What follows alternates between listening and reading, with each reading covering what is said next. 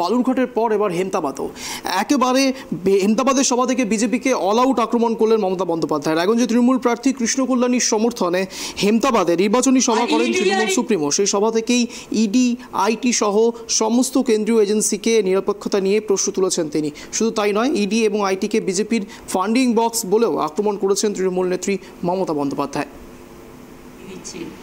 এইভাবে দেশ বিজেপির ভাই ভাই,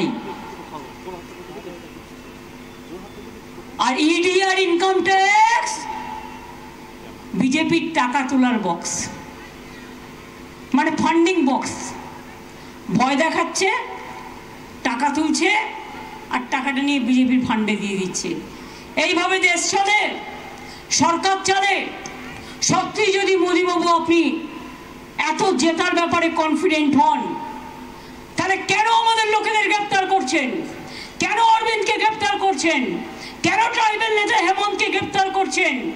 কেন আমাদের অনেক দলীয় নেতাকে গ্রেপ্তার করছেন? আমাদের ব্লক প্রেসিডেন্টকে গ্রেপ্তার করছেন, বুথ প্রেসিডেন্টদের গ্রেপ্তার করছেন, এজেন্টদের গ্রেপ্তার করছেন। আপনি কি ভাবেন গদ্দার বলে দিল আর এদের গ্রেপ্তার করলেই আপনার বাক্সে ভোট পড়ে যাবে?